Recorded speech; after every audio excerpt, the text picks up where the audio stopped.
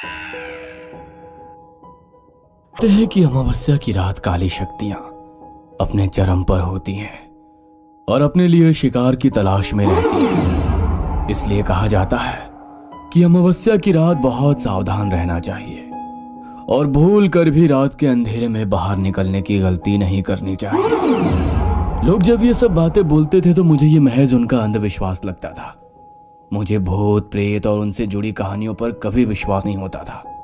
लेकिन मेरी जिंदगी की उस एक अमावस्या की रात ने मेरी सोच को हमेशा के लिए बदल कर रख दिया। बात तब की है जब मैं 17 साल का था। गर्मियों के दिन थे। हम सब नानी के घर पर सीतामढ़ी रुकने गए हुए थे, जो बिहार में बसा हुआ एक छोटा सा गांव है। मैं, माँ और हमारे साथ मेरा छोटा भाई नितिन और छोटी बहन नीति भी थी। शाम के समय हम सब मिलकर घर के आंगन में खेल रहे थे। तभी मामी अपने हाथ में एक पूजा की थाली लेकर आई।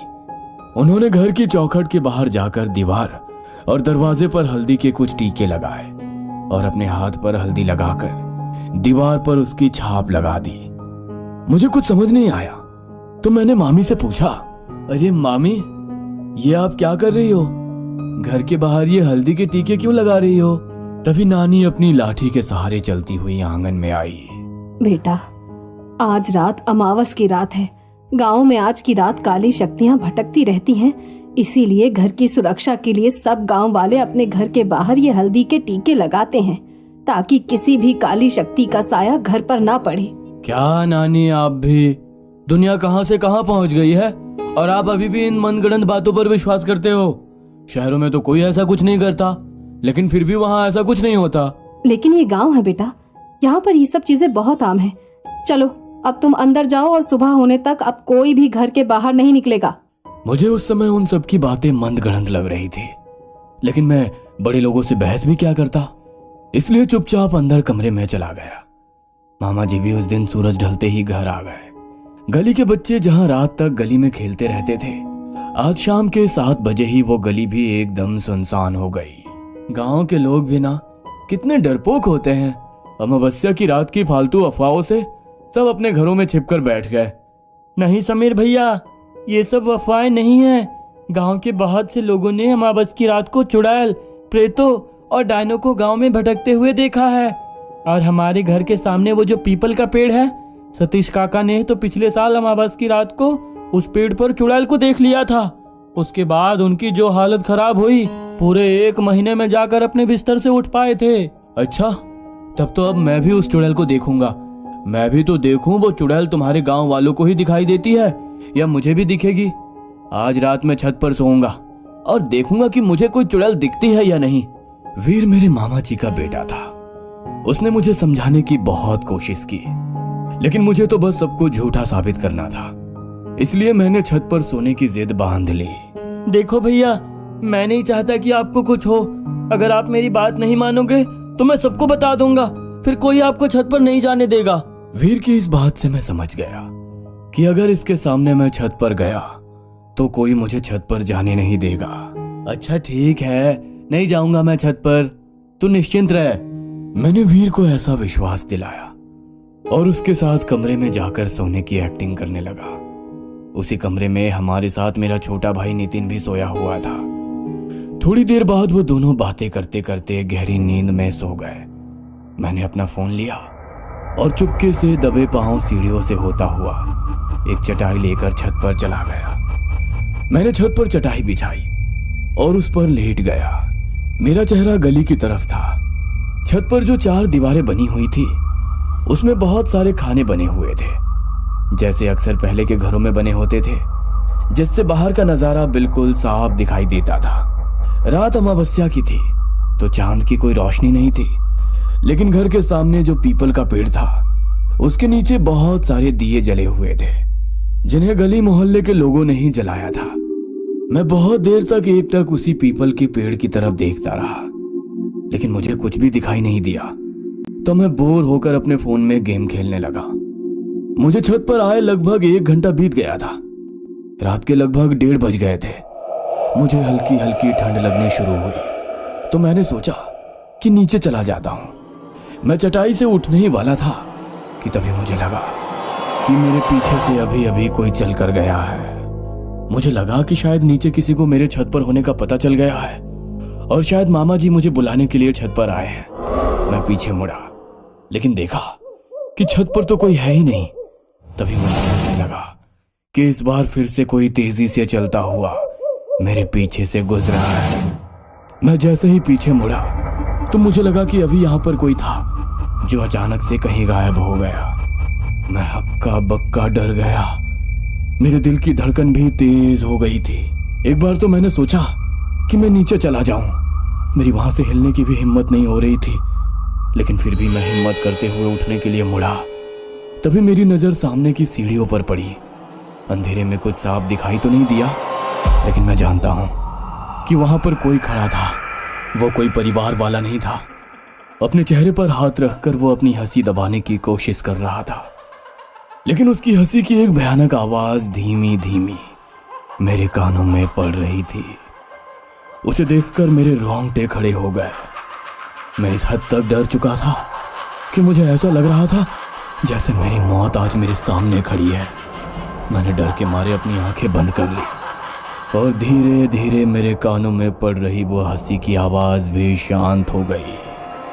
मुझे लगा कि वो मेरा वहम था, इसलिए मैंने हिम्मत करते हुए अपनी आंखें खोली तो एक बेहद भयानक आदमी जिसका चेहरा बहुत ज्यादा डरावना था और उसके शरीर पर सिर्फ एक फटा हुआ कपड़ा लिपटा हुआ था।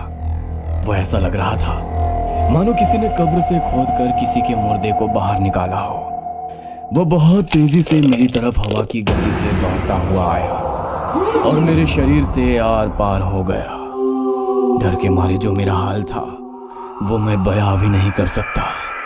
मैं समझ में नहीं पा रहा था कि मेरे साथ अभी अभी ये क्या हुआ कि तभी फिर से मुझे अपने पीछे से उसी की हंसी की आवाज सुनाई दी।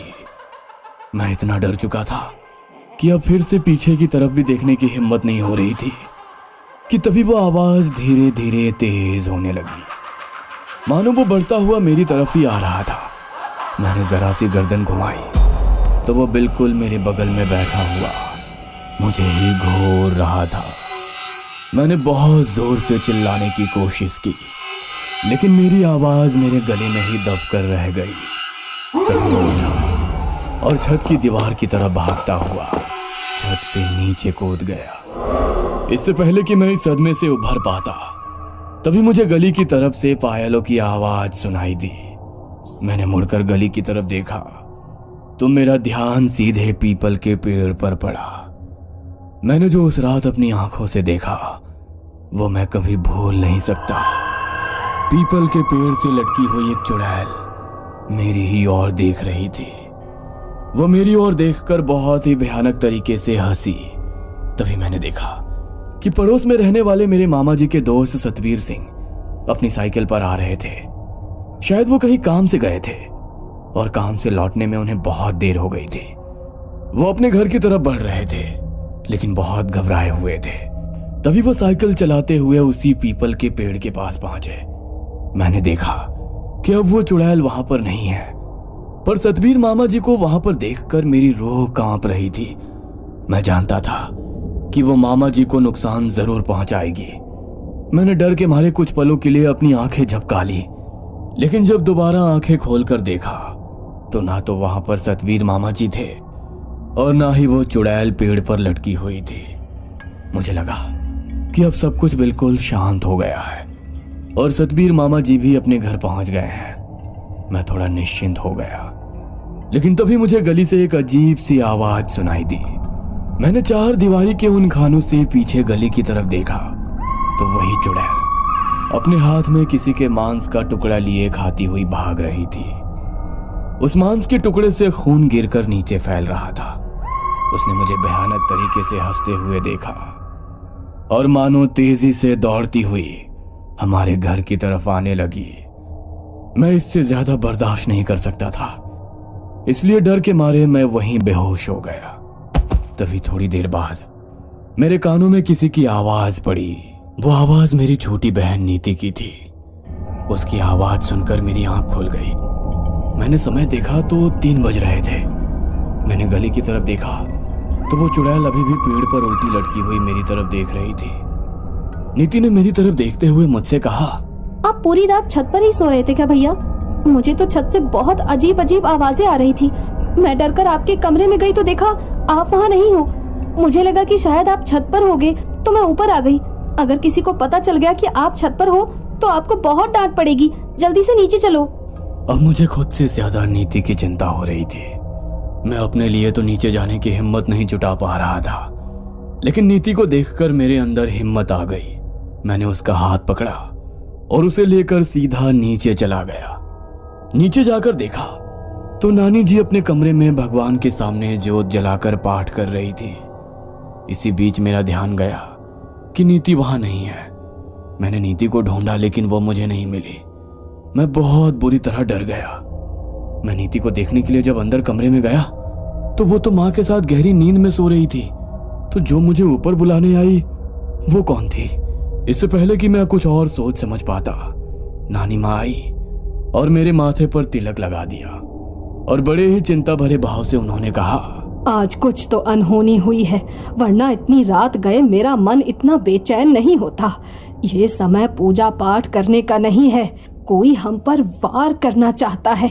किसी बुरी शक्ति का आभास हो रहा था मुझे, इसीलिए देवी माँ की आरती की। लेकिन तू इस समय यहाँ पर क्या कर रहा है?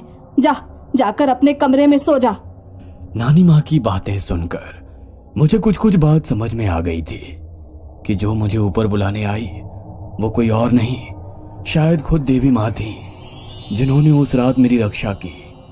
मैं सीधे नानी माँ के कमरे में गया और देवी माँ के सामने जल रही ज्योति के सामने अपना सर झुकाया। मेरी आंखों से आंसू बह रहे थे। आज शायद मेरी जिंदगी की आखिरी रात थी, लेकिन भगवान ने मुझे बचा लिया। मैं बहुत डरा हुआ था। मैं सीधे अपने कमरे में गया और अपने छोटे भाई नितिन से लिपट कर सो गया। अगले दिन सुबह जब मेरी आंख खुली तो पड़ोस से लोगों के रोने की आवाज आ रही थी। तब मुझे पता चला कि कल रात सतबीर मामा जी चल बसे और उनका पार्थिव शरीर उसी पीपल के पेड़ से लटका हुआ मिला।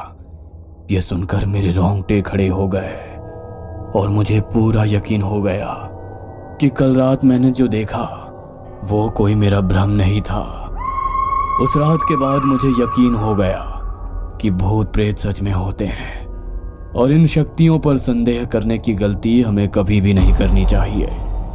मैं उस रात के बाद फिर कभी अमावस्या के समय अपने नाना जी के गांव नहीं गया, लेकिन अभी भी जब भी कभी मैं वहां पर जाता हूं तो वही अमावस्या की रात मेरी आंखों के सामने घूमने लगती है।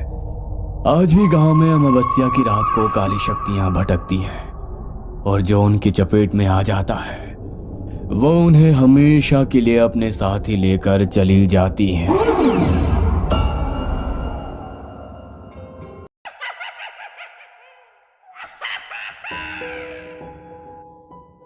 Hello lovely people, welcome to scary pumpkin. रुक करते हैं आज का पॉडकास्ट।